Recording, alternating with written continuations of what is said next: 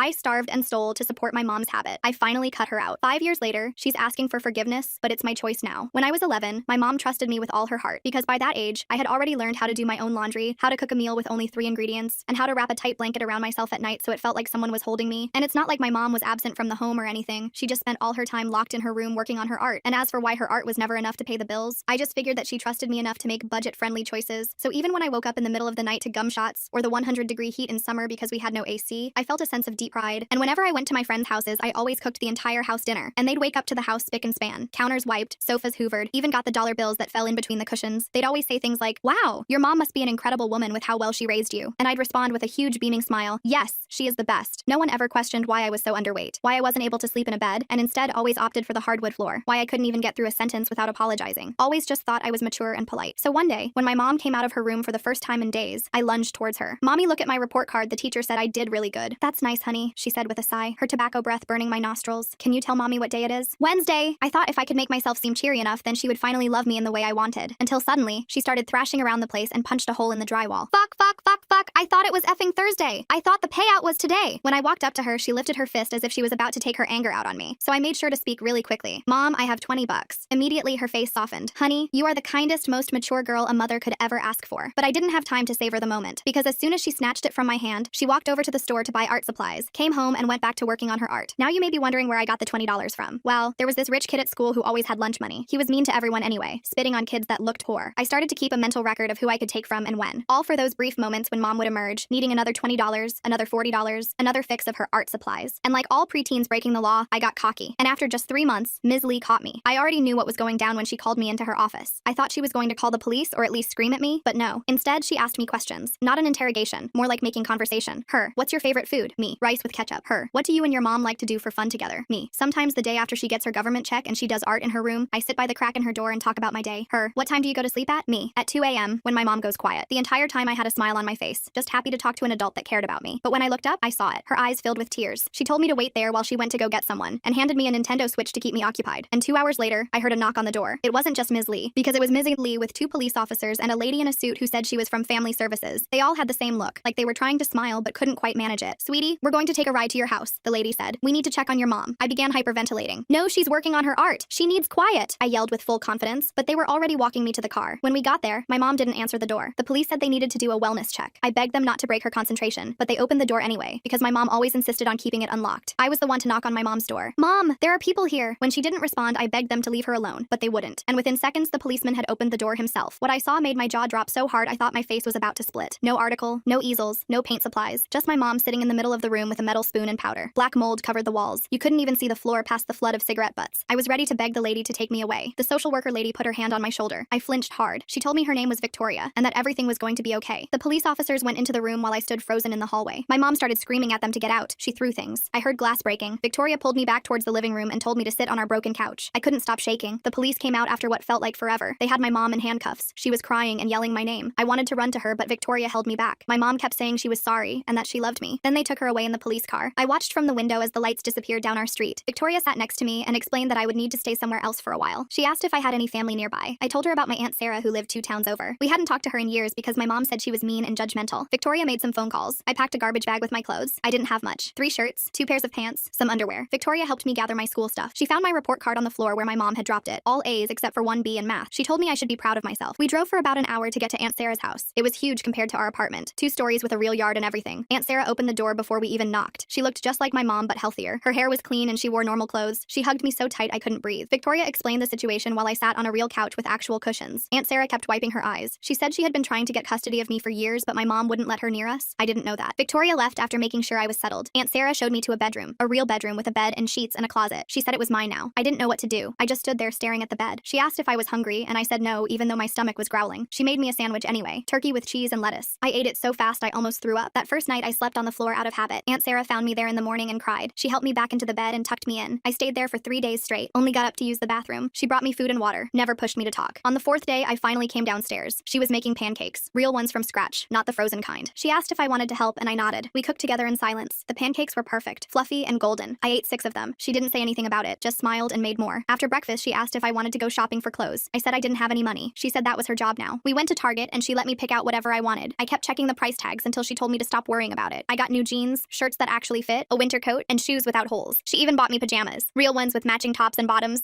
When we got home, she helped me put everything away in my closet. Then she sat on my bed and asked if I wanted to talk about my mom. I shook my head. She said that was okay, and we could talk whenever I was ready, or never if that's what I wanted. But she did tell me one thing. My mom was sick and needed help. It wasn't my fault, and I couldn't have fixed her. I had done everything a kid could do and more, way more than I should have had to. I started crying then, like really crying, the kind where you can't breathe and snot runs down your face. Aunt Sarah held me while I sobbed. She didn't try to make me stop or tell me it would be okay. She just let me cry until I couldn't anymore. School started 2 weeks later. Aunt Sarah drove me there herself in her old Honda Civic that smelled like vanilla air freshener and coffee. She walked me to the office and made sure everything was set up. New emergency contacts, new address, new everything. The secretary kept giving me these sympathetic looks that made my skin crawl. Aunt Sarah hugged me goodbye and told me to have a good day. Her perfume was different from my mom's, cleaner, softer. I was terrified. What if everyone knew about my mom? What if they all stared at me, but nobody said anything? I went to my classes like normal, ate lunch alone like always, picking at the cafeteria meatloaf that looked nothing like food, did my homework in the library after school while waiting for Aunt Sarah to pick me up. The librarian, Mrs. Chen, started leaving little bowls of pretzels on my usual table. Things were good for about a month. I was eating 3 meals a day, sleeping in a real bed with sheets that matched and pillows that weren't flat as pancakes, taking hot showers whenever I wanted without worrying about the water bill. Aunt Sarah even signed me up for soccer because I mentioned once that I thought it looked fun. She bought all the gear, cleats that actually fit, shin guards, a water bottle with my name on it. She came to every practice, sitting on the metal bleachers with the other parents. I was terrible at first, but my coach said I was getting better. My teammates were nice to me. One girl named Isabella invited me to her birthday party. I'd never been to a real birthday party before. Then my mom called. Aunt Sarah had given me a phone for emergencies. A flip phone, nothing fancy, with a little charm hanging off it that she said was for good luck. I was doing homework when it rang. Unknown number. I answered without thinking. Her voice was different, clearer somehow. She said she was in a treatment place and doing better. She missed me so much. She was sorry for everything. Could I come visit just once? She needed to see me, to explain things, to make it right. I told her I'd think about it and hung up. My hands were shaking so bad I dropped the phone. It clattered on the hardwood floor, the sound echoing in my quiet room. I didn't tell Aunt Sarah about the call. I knew I should have, but I didn't want her to take my phone away. My mom called again the next day, and the next. Always when Aunt Sarah was at work, always saying the same things. She loved me. She was getting better. She just needed to see me one time. Her voice had that quality it got sometimes, desperate but trying to sound casual. On the 5th day, she told me she was getting out soon. Maybe we could be a family again, a real family this time. She'd get a job, a nice apartment. We'd have food in the fridge and heat in the winter. Everything I ever wanted. She even mentioned getting a cat, remembering how I'd always wanted one. I started planning, saved my lunch money instead of eating, told Aunt Sarah I wasn't hungry at dinner, that my stomach hurt from running too much at soccer, put half my food in napkins and threw it away later. I needed to be ready when my mom got out, needed to have money for her. Old habits die hard, I guess. Aunt Sarah noticed I was losing weight. She made doctor appointments. The doctor said I was malnourished and needed to eat more. Aunt Sarah watched me at every meal after that, made sure I finished everything. I got creative, spit food into my milk when she looked away, stuffed it in my pockets, fed it to her dog Bruce when she went to the bathroom. Bruce was a golden retriever who would eat anything, wagging his tail like we were playing a game. My mom's calls got more frequent, 3 times a day, 4, sometimes during class, making my phone vibrate against my leg. She said the treatment place was horrible. They were mean to her, didn't understand her art. She needed out, needed my help. Did I still love her? Was I her good girl? The one who always helped mommy? I said yes to everything, couldn't help it. Her voice did something to my brain, made me forget all the bad stuff, made me remember the few times she hugged me, the time she said she was proud of me for making dinner, the time she let me sleep in her bed during a thunderstorm, her arms around me, making me feel safe for once. She told me her release date, 2 weeks away, October 15th, a Tuesday. Said she'd come get me and we'd run away together, start fresh somewhere new, maybe California where it was always warm and I could see the ocean. I could go to school there. She'd get clean for real this time, not like before. This time would be different. I believed her. Or maybe I just wanted to believe her. Hard to tell the difference when you're 12 and desperate for your mom to love you. I started packing secretly, put clothes in my backpack a little at a time. My favorite jeans, the sweater Aunt Sarah bought me that was the softest thing I'd ever owned. Took food from the pantry when Aunt Sarah wasn't looking. Crackers, granola bars, anything that wouldn't go bad. Filled water bottles and hid them under my bed. I felt guilty but also excited. My mom wanted me. She was choosing me. After everything, she still wanted to be my mom. That had to mean something, right? The night before her release, I couldn't sleep. Kept checking my phone every few minutes, the blue glow lighting up my face in the dark. She said she'd call when she got out, tell me where to meet her. I'd sneak out while Aunt Sarah was at work, take the bus to wherever she was. We'd be together again, a real family. I had it all planned out. Even wrote Aunt Sarah a note thanking her for everything. Told her not to worry about me, that I'd be okay. I must have rewritten it 10 times trying to find the right words. Morning came and no call. I went to school like normal, my backpack heavy with supplies. Checked my phone between every class. Nothing. Lunchtime, still nothing. Isabella asked if I wanted to sit with her and her friends. I said no, too distracted to be social. By the time Aunt Sarah picked me up, I was panicking. What if something happened? What if they didn't let her out? What if she forgot about me? I barely touched my dinner. Chicken and rice that usually was my favorite. Aunt Sarah asked if I was feeling sick. I said yes and went to bed early. Lay there staring at my phone, willing it to ring. It finally rang at midnight. I answered before the first ring finished, my heart pounding. But it wasn't my mom. It was a man. His voice was rough, like he'd been smoking for years. He said he was a friend of hers. She was staying with him for a few days, getting back on her feet. She needed money for a bus ticket to come get me. Just $100. Could I get it somehow? I said I didn't have any money. He got angry. Said I was a selfish kid. Didn't I want to see my mother? Didn't I love her? She talked about me all the time. Her perfect daughter who always helped her. Now I wouldn't even help when she needed me most. I started crying. crying, said I'd figure something out. He told me to meet him tomorrow at the gas station near my school, the Shell station on Maple Street. Bring whatever money I could get, cash only. Don't tell anyone or my mom would get in trouble. Might even go to jail. Did I want that? Did I want my mom in jail? I said no and hung up. Spent the rest of the night trying to figure out where to get money. Aunt Sarah's purse was downstairs. She usually had cash, but stealing from her felt different than stealing from kids at school. She'd been so nice to me, given me everything, but my mom needed me, and I needed my mom. Next morning, I took $40 from Aunt Sarah's wallet while she was in the shower. The bills were crisp and new, like she'd just been to the ATM, felt sick the whole time, almost put it back twice. But I kept thinking about my mom, about being a family again, about her choosing me. I went to school with the money burning a hole in my pocket, couldn't focus on anything, kept watching the clock. At lunch, I walked to the gas station. The man was there like he said, tall and skinny with tattoos on his neck, some kind of snake or dragon. He grabbed the money and counted it, said it wasn't enough. My mom needed at least 200. I told him that was all I had. He said I better find more by tomorrow or my mom would be real disappointed. Then he left, getting into a hit-up truck that belched black smoke. I went back to school feeling worse than ever. $40 gone and my mom still wasn't coming. That night, I couldn't eat at all. Aunt Sarah felt my forehead and said I seemed warm. Maybe I should stay home tomorrow. I said no too quickly. She looked at me funny but didn't push it. After she went to bed, I snuck downstairs again. The stairs creaked under my feet and I froze each time, listening for movement. Found her emergency cash in the kitchen drawer. $200 in 20s. I took it all. Figured I'd need it for the man plus extra for my mom when she came. Went back to bed but couldn't sleep. Kept thinking about Aunt Sarah finding the money gone. What she'd think. What she'd do. Next day, I met the man again. Gave him the 200. He smiled and said my mom would be so happy. She'd call me tonight for sure. Set up when and where to meet. I believed him because I had to. Went through the rest of school in a daze. Isabella asked if I wanted to come over after soccer practice. Her mom was making tacos. I said maybe another time. She looked hurt, but I couldn't think about that. Had to focus on my mom, on our plan, on being a family again. That night, Aunt Sarah made my favorite dinner. Spaghetti with meatballs. Real ones, not from a can. She'd been cooking all afternoon, the house smelling like garlic and tomatoes. I forced myself to eat so she wouldn't worry. She talked about weekend plans. Maybe we could go to the movies, or the beach if it was warm enough. She'd pack a picnic, bring Bruce. I nodded and smiled and felt like the worst person in the world. She was planning our weekend and I was planning to disappear. After dinner, she hugged me and said she loved me. I almost told her everything right then. Almost. But I didn't. Just hugged her back and went to my room. My phone rang at 10. Unknown number again. But it wasn't my mom. It was the man. He said there was a problem. My mom got arrested. Something about old warrants. She needed bail money. $500. Could I get it? I said no. That was too much. He said I didn't understand. If she didn't get bail, she'd be in jail for months. Maybe years. Was that what I wanted? My mom rotting in jail because her daughter wouldn't help her? I was crying again. Told him I'd try. He said I had until tomorrow night. After that, my mom was on her own. I knew Aunt Sarah didn't have $500 just lying around, but I also knew she had a jewelry box in her room. Some of it looked expensive. Maybe I could take a piece and pawn it. She had so much she probably wouldn't notice one thing missing. At least not right away. And by then, I'd be with my mom. We'd figure out how to pay her back. My mom would get a job like she promised. We'd save up and buy Aunt Sarah new jewelry, better stuff even. I waited until I heard Aunt Sarah snoring, snuck into her room quiet as I could. The jewelry box was on her dresser, made of dark wood with little flowers carved on top. I opened it slowly. Lots of necklaces and rings and bracelets. I grabbed a gold necklace that looked heavy, figured gold was worth a lot. Was about to leave when I saw a picture tucked into the mirror. Me and Aunt Sarah at my first soccer game, both of us smiling huge. I looked happy, really happy. Happier than I'd ever been with my mom. I stood there staring at it, holding the necklace, thinking about everything. Then Aunt Sarah woke up, saw me standing there with her necklace. I expected her to yell, to call me a thief, to kick me out, but she just looked sad, asked me to sit down. I sat on her bed still holding the necklace. She asked if I needed money for something. I started sobbing, told her everything, about my mom calling, about the man, about the money I already took, about the bail. Everything just poured out. She listened without interrupting. When I finished, she asked for my phone. I gave it to her. She looked through the calls, then she hugged me, told me none of this was my fault. My mom was sick and was using me. The man was probably her dealer. There was no bail, no arrest, just more lies to get money for substances. I wanted to argue, to say she was wrong, that my mom loved me and needed me. But deep down, I knew Aunt Sarah was right. My mom had been out for days and hadn't come to see me, just sent some man to get money. Same pattern as always. Same lies, same manipulation, same me falling for it because I wanted so badly for her to love me, to choose me, to be a real mom. But she wasn't capable of that. Maybe she never was. Aunt Sarah called the police about the man, gave them his description and the gas station location. Then she called to change my phone number, said we'd deal with the stolen money tomorrow. Tonight, I just needed sleep. She tucked me into bed like I was a little kid, sat with me until I stopped crying, told me she loved me, that I was safe, that I didn't have to take care of anyone but myself. That was her job now, taking care of me, and she wasn't going anywhere. Next few weeks were hard. I kept waiting for my mom to show up, to bang on the door demanding to see me, but she never came. The man got arrested for dealing. Police said he gave them information about my mom. She was back using, living in some house with other addicts. Probably didn't even remember calling me. Or maybe she did and just didn't care enough to try again once the money stopped coming. Either way hurt the same. Aunt Sarah got me into therapy. Some lady named Dr. Martinez who specialized in kids like me, kids who had to grow up too fast, who took care of parents instead of the other way around. Her office had soft chairs and tissues on every table. She taught me about boundaries, about how it wasn't my job to save my mom, how I couldn't love her into being healthy, how her addiction wasn't my fault or my responsibility. Easy to understand in my head, harder to believe in my heart. I started doing better in school. Turns out when you're not worried about your mom all the time, you can actually focus on learning. My grades went from good to great. Teachers started noticing me for good reasons, not because I was stealing or falling asleep in class. Isabella invited me to her house again. This time I said yes. We played video games and ate pizza and talked about boys we thought were cute, normal kid stuff. Felt weird, but good. Soccer season ended and Aunt Sarah signed me up for basketball. I was terrible at that too, but my teammates didn't care. They just wanted me to have fun. So I did. Ran around and missed shots and laughed when I fell. Aunt Sarah came to every game, cheered even when we lost, took the whole team for ice cream after. Some of the other parents started talking to her, asking if I could come to sleepovers and birthday parties. She always said yes. My therapist said I was making progress, learning to be a kid instead of a caretaker. her, but I still had bad days. Days when I missed my mom so much it physically hurt. When I remembered the good moments and forgot all the bad. When I wondered if I gave up too easy. If I should have tried harder, done more, been better. Dr. Martinez said those feelings were normal, that they'd probably never go away completely, but they'd get easier to handle. And they did, slowly. One day, Aunt Sarah asked if I wanted to visit my mom. She was in a rehab facility. A real one this time. Had been clean for 60 days. Her counselor thought seeing me might help her recovery, but only if I wanted to. No pressure either way. I thought about it for a week, changed my mind a dozen times, finally decided yes. I needed to see her, to know if she was really trying this time, or if it was just another lie. The facility was nice, clean and bright with lots of windows. Nothing like I expected. My mom was waiting in the visiting room. She looked different, healthy. Her skin was clear and her hair was washed. She'd gained weight, good weight. When she saw me, she started crying. I did too. We hugged for a long time. She smelled like soap instead of cigarettes, felt solid instead of fragile. When we sat down, she took my hands, apologized for everything, said she understood if I hated her, that she'd been a terrible mother, put me through things no kid should go through, that she was sorry, so sorry. I told her I didn't hate her, that I loved her, always had, even when things were bad, especially when things were bad. She cried harder, said she didn't deserve my love but was grateful for it, that she was working hard to get better, going to meetings, taking medication, learning to deal with her problems without substances, that she wanted to be the mom I deserved, even if it took years, even if I never trusted her again. She wanted to try. We talked for an hour about school and soccer and Aunt Sarah. She said she was glad I was with Sarah, that her sister was a good person, better than she'd ever been, that I was safe and loved and that's all she wanted for me. When visiting time ended, we hugged again. She said she loved me, that she'd always love me, that she'd call when the facility allowed it, write letters, whatever I was comfortable with, but no pressure. My healing came first. She'd wait as long as it took. Aunt Sarah drove me home in silence, let me process everything. When we got back, she made hot chocolate and we sat on the couch. I told her about the visit, how my mom seemed different, how she apologized, how she said she wanted to get better. Aunt Sarah listened and nodded, said she hoped it was true, that my mom would stay clean, but that we'd take it one day at a time. No expectations, no pressure, just see what happens. My mom did call, once a week like she promised. We talked about safe things, school and friends and books I was reading. She told me about her recovery, the steps she was working, the job training program she'd joined, the apartment she hoped to get when she left the facility. Small things, normal things, things that gave me hope, but I was careful with that hope. Kept it small and protected. Didn't let it grow too big too fast. Months went by like that. Phone calls every Sunday at 3 p.m. My mom stayed clean, got out of the facility and into a halfway house. Started working at a grocery store stocking shelves. Sent me pictures of her little room. Just a bed and dresser, but she was proud of it. Said it was the first place she'd paid for with her own money in years. I put the pictures on my bulletin board next to my soccer team photo. Then one day she asked if we could meet for lunch, just the two of us, somewhere public. Aunt Sarah could drop me off and pick me up. No pressure. I thought about it for 3 days. Asked Dr. Martinez what she thought. She said it was my choice, but to trust my gut. My gut was scared, but also curious. So I said yes. We met at a Denny's near her halfway house. She was already there when I arrived, drinking coffee and looking nervous. She stood up when she saw me. We hugged awkwardly, sat down and stared at our menus. The waitress came by twice before we were ready to order. Finally, I got pancakes. She got a salad. We made small talk about the weather, about my basketball season starting, about her job. Then she pulled out an envelope. Inside was $240, the money I'd stolen for her dealer. She said she'd been saving to pay it back. Wanted to give it to Aunt Sarah, but thought I should do it. Part of making amends. I stared at the money, remembered stealing it, how scared I was, how desperate. She said she was sorry for putting me in that position, for making me think I had to take care of her, for being the kind of mom whose kid had to steal to survive. I told her Aunt Sarah didn't care about the money, that she'd forgiven me right away. My mom nodded, said Sarah was good like that, always had been, even when they were kids. Then she told me stories about growing up with Aunt Sarah, how Sarah always looked out for her, tried to help when things got bad, but my mom was too proud, too stubborn, pushed her away, chose substances over family, regretted it every day since. Lunch ended and my mom walked me outside to wait for Aunt Sarah. She asked if we could do this again, maybe once a month. I said I'd think about it. She said that was fair, more than fair. When Aunt Sarah pulled up, my mom waved but didn't approach the car. I got in and we drove away. I watched my mom get smaller in the side mirror. She stood there until we turned the corner. That night, I gave Aunt Sarah the money. She tried to refuse, but I insisted, said it was important. She put it in her wallet and that was that. No big deal, no drama, just done. We made tacos for dinner and watched a movie. Bruce curled up between us on the couch. Normal Tuesday night stuff, felt good. I met my mom for lunch once a month after that. Always at the same Denny's. Always pancakes for me and salad for her. She stayed clean. Got promoted to shift supervisor. Moved into a real apartment with a roommate named Brittany who was also in recovery. Showed me pictures of their place. Clean and simple. Nothing fancy but better than anywhere we'd lived together. For my 13th birthday, she asked if she could take me shopping. Real shopping. Not stealing or scraping together dollars. She had a budget saved up and everything. Aunt Sarah said okay but looked worried. I was worried too. But my mom showed up on time. Took me to the mall. Let me pick out clothes and books and a new backpack for school. Didn't complain about prices or make me feel guilty. Even bought us pretzels at the food court. When she dropped me off, she gave me one more present. A letter. Said to read it when I was ready. Maybe with Aunt Sarah. Maybe with Dr. Martinez. Maybe alone. Whatever felt right. I waited until bedtime. Sat on my bed and opened it carefully. Her handwriting was neat. Neater than I remembered. The letter was long. 5 pages front and back. She wrote about her childhood. How her dad left when she was 7. How her mom worked 3 jobs and was never home. How she started drinking at 12 to feel less lonely. Moved to harder stuff by 15. Met my dad at 17. He was older and had money. Seemed like a way out. But he was just another addict. They enabled each other. Made each other worse. She wrote about finding out she was pregnant with me. How she tried to get clean but couldn't. How she convinced herself she'd quit after I was born. But addiction doesn't work that way. She loved me from the second she saw me. But love wasn't enough. The substances always won. Always came first. Even when she hated herself for it. Even when she saw what it was doing to me. She wrote about watching me take care of myself. How proud and horrified she was. Proud that I was so capable. Horrified that I had to be. How she'd lie in her room high and hear me cooking dinner, doing homework, taking care of everything. How she'd want to help but couldn't move, couldn't think past the next fix. How she'd promise herself tomorrow would be different, but tomorrow never came. She wrote about the day they took me away. How it was the worst and and best day of her life. Worst because she lost me. Best because I was finally safe. How she spent the first month in treatment planning to get me back, making all the same promises, all the same lies. How her counselor made her face the truth, that she wasn't capable of being my mom, not then, maybe not ever, that loving me meant letting me go. She wrote about watching me thrive with Aunt Sarah, getting updates from the facility, hearing about soccer and friends and good grades, how it hurt and healed at the same time, knowing I was happy, knowing it was without her, how she had to learn to be okay with that, to want my happiness more than my presence, to love me more than she needed me. The last page was about now, how she woke up every day and chose to stay clean, not for me, for herself, because she finally believed she deserved better, how she went to meetings and worked the steps and helped other addicts, how she was learning to be a person, not just an addict, not just a bad mother, a whole person with good and bad and everything in between. She ended by saying she loved me, would always love me, that I saved her life by leaving, by thriving without her, by showing her what she was missing, what she was destroying, that she didn't expect forgiveness, didn't expect a relationship, just wanted me to know the truth, the whole truth, that I was the best thing she ever did, even if she did it badly, even if it hurt us both. I was her greatest accomplishment and her biggest regret, both things true at the same time. I cried reading it, cried harder showing it to Aunt Sarah, cried in Dr. Martinez's office discussing it, cried because it answered questions I didn't know I had, explained things I'd been too young to understand, made my mom human instead of a monster, made her sick instead of evil, made it easier to forgive her, made it easier to forgive myself for not being enough to save her. After that, our lunches got easier. We talked about real things, her recovery, my life, the future. She never asked for more than I could give, never pushed for overnight visits or holidays or anything bigger than monthly lunches. Said she was grateful for whatever I was comfortable with, and she meant it. I could tell. She was different. Still my mom, but also a stranger. Someone I was getting to know for the first time. Sophomore year, I made varsity basketball. My mom came to a game, sat in the back with the other parents, didn't try to talk to Aunt Sarah or make a scene, just watched and cheered when I made a shot, left before I could find her after, sent a text saying she was proud. That was it. Perfect in its simplicity. No drama, no expectations, just support. She came to more games after that, always in the back, always leaving quietly. Sometimes I'd wave and she'd wave back. Sometimes I'd be too focused on the game to notice her. Either way was fine. She was there because she wanted to be, not because she had to be, not because I needed her to be, just because. Junior year, she got her own place. No roommate, just her and a cat named Harley. She'd been promoted to assistant manager, had health insurance and a savings account. Normal adult things that felt like miracles. She invited me over for dinner, said Aunt Sarah could come too, make sure everything was safe. I said I'd think about it. Took me a month to decide. Dr. Martinez said there was no rush, no right answer, just what felt comfortable. So I went. Aunt Sarah dropped me off but didn't come in. Said this was my thing, my choice. She'd be right outside if I needed her. My mom made spaghetti, not from a jar. Real sauce with tomatoes and basil and garlic. We ate and talked about school, about her cat, about anything except the past. It was nice, weird, but nice. I started going over once a month, sometimes twice. Always told Aunt Sarah where I was. Always had my phone. Always had an exit plan, but I never needed it. My mom kept things light, kept things safe, showed me she could be trusted, at least with this, at least for now. And that was enough, more than enough. It was everything. Senior year, she came to my graduation, sat with the other parents this time, not in the back, not hiding, right there with everyone else. Took pictures when I walked across the stage, hugged me after, quick and careful, said she was proud, said she loved me, said she'd see me at lunch next week, then left. No trying to join the family celebration, no making it about her, just there and gone. Perfect. I'm in college now. State school about 2 hours from home. Home being Aunt Sarah's house. Always will be. My mom and I text sometimes, still have lunch when I'm in town. She's been clean 6 years, has her own life, friends from recovery, a boyfriend named Kyle who's also sober, a promotion to store manager, normal problems like car repairs and tax returns, nothing like before. She asked once if I'd ever call her mom again. I'd been calling her by her first name since I moved in with Aunt Sarah. Couldn't help it. Mom felt too loaded, too heavy, too much history. I told her maybe someday, when it felt right, if it ever felt right. She said she understood, said her name was fine, said having me in her life at all was more than she deserved, and she meant it. Aunt Sarah is still Aunt Sarah, still comes to my games, still makes sure I'm eating enough, still hugs me too tight when I come home for breaks, still my real parent in all the ways that matter. She never adopted me officially, said she didn't need papers to love me, to be my family. She was right. Blood makes you related, choice makes you family. She chose me every day, still does. I'm studying social work, want to help kids like me, kids who raise themselves, who take care of parents who can't take care of them, who steal and lie and starve to survive, who think love means sacrifice, who think they're not worth saving. Dr. Martinez says I'll be good at it, that my experience will help others, that pain can become purpose. Maybe she's right. My mom sends cards on holidays, calls on my birthday, comes to important things when invited, stays away when not. We have boundaries now, clear ones, healthy ones. She respects them. I respect her recovery. We're not mother and daughter exactly, not friends either. Something in between, something unique, something that works for us. Sometimes I think about that 11-year-old girl, cooking rice with ketchup, sleeping on floors, stealing to survive, thinking it was normal, thinking she was loved,